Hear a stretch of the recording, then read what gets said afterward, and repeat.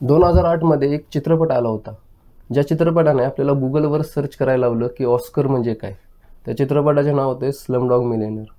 Slumdog Millionaire हा हॉलिवूडचा चित्रपट होता, पण तो हिंदीमध्ये डब करण्यात आला होता. नमस्कार मित्रांनो, मी सूरज निकम, रंगभूमी रिव्ह्यू या यूट्यूब चॅनलमध्ये तुम्हा सगळ्यांचं स्वागत करतो.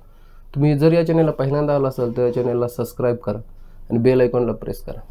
देव पटेल हे नाव आपण 2008मध्ये स्लमडॉग मिलेनियरच्या वेळेस ऐकले होते. हा चित्रपट ऑस्करसाठी गेला होता. भारतीय वंशाचा हॉलिवूडमधील सुपरस्टार म्हणून देव पटेल याची एक ओळख आहे.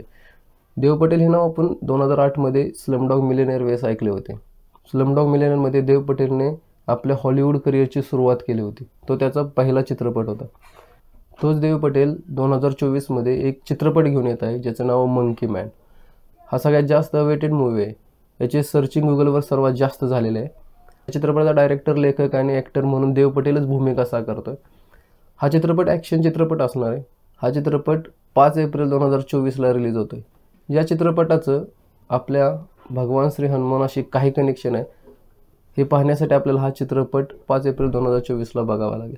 या चित्रपटाचं संपूर्ण शूटिंग हे भारतातच झालेलं आहे.